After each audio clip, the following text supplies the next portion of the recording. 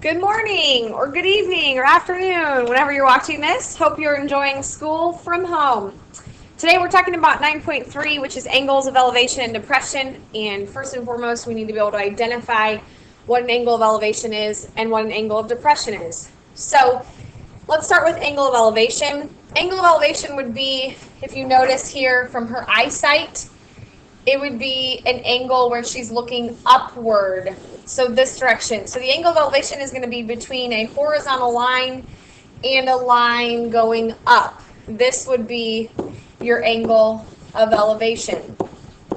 Then your angle of depression would be the opposite of that. So if I'm up here in this hot air balloon, our vision would be downward, representing depression. So your angle of depression is between your horizontal line and a line going down. So this is our angle of depression. And one thing you need to understand is that if these two lines are horizontal, that means they are parallel to each other. And so notice we have our Z here. I'll highlight it. Here's our Z. So our angle of depression and our angle of elevation are alternate interior angles, which means they're going to be congruent to each other because those horizontal lines will always be parallel. So if you know one, you know the other, and that's always going to be true. This first example you don't have in your notes. I just want you to be able to identify what an angle of elevation or depression is. And I'm sure you love my graphics here. So first, angle 1. Notice it's the horizontal line and a line going downward. So this would represent an angle of depression. Then if we go down here to angle 2, this lumberjack guy, notice angle 2, here's my horizontal line and I have a line going up. So that would represent angle of elevation. And then lastly, horizontal line and the line going down, that would represent angle of depression. So it's just being able to identify by looking at pictures whether you're looking at an angle of elevation or an angle of depression. The first example on your notes is example 2 here. It says a surveyor stands 200 feet from a building to measure its height with a 5-foot tall theodolite. The angle of elevation at the top of the building is 35 degrees. How tall is the building? So we need to make sure that we label this triangle. We're obviously talking about a right triangle here. The surveyor, this would be your surveyor right here. He is measuring it with a 5-foot tall theodolite. So this is like he's standing here. Oops. Try that again. This is where he's standing. He's holding this 5-foot tall surveying or measuring device. He's standing 200 feet from the building, so that would be this spot right here on your triangle.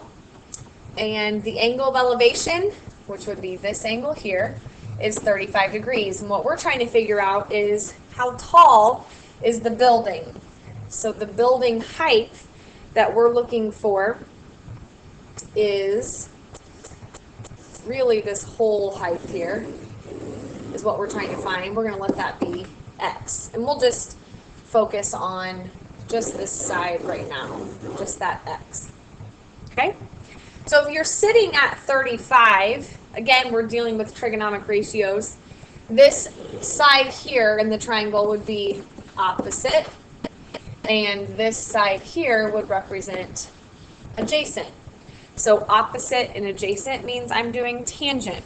So we have the tangent of 35 is equal to opposite, which is X, over your adjacent, which is 200. And we want to solve this, so we're going to multiply by 200 on both sides. So X is going to equal, and let's do this.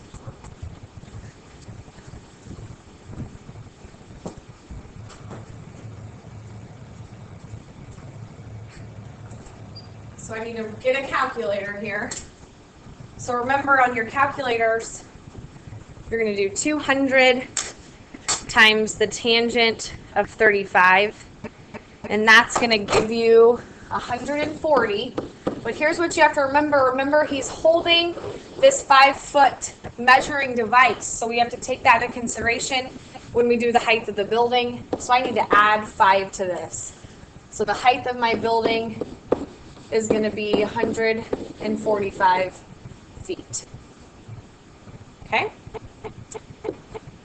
The next example says, an airplane flying 3,500 feet above ground begins a 2-degree descent to land in an airport. How many miles from the airport is the airplane when it starts its descent? So the airplane is 3,500 feet above the ground. That's this part of the triangle. That would represent that 3,500 feet above the ground. It begins a 2-degree descent. So descent would represent your angle of depression. And we want to know how many miles from the airport is that airplane. So we're wanting to know this distance right here. How many miles is it? So we'll let that represent x. Now obviously I want to know an angle inside this triangle. Remember that your angle of depression and elevation are equal. So I know that my angle of elevation is 2 degrees. So if I'm sitting right here at my angle of elevation, this side here would be opposite, and this side here, because it's across from the right angle, is my hypotenuse. So opposite over hypotenuse would represent sine. So I have sine of 2 degrees is equal to 3,500 over x. Since my x is on bottom, I'm going to multiply by x on both sides. So x times the sine of 2 is equal to 3,500. And then I need to divide by the sine of 2. So x equals, remember you want to make sure that you put that sine of 2 in parentheses.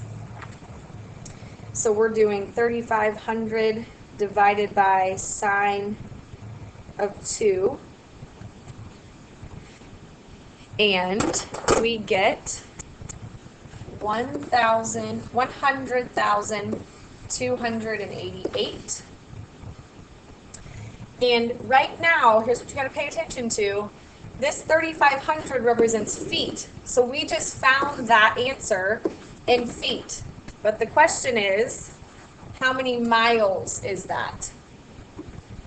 So we need to take this and divide by the number of miles in a foot, which is 5,280.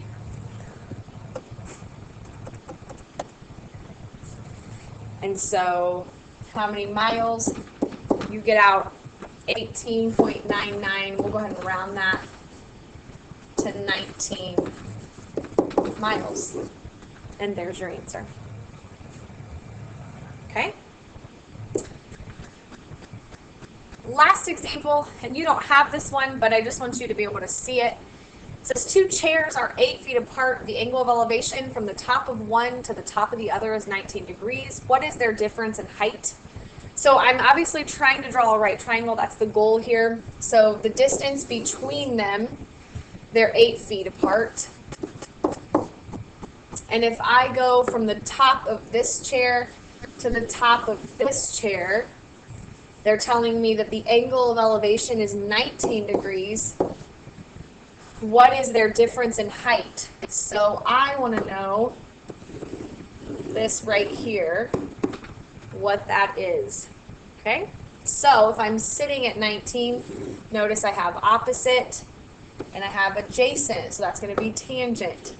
So the tangent of 19 will equal x over 8. So I'm going to multiply by 8 on both sides to get x by itself.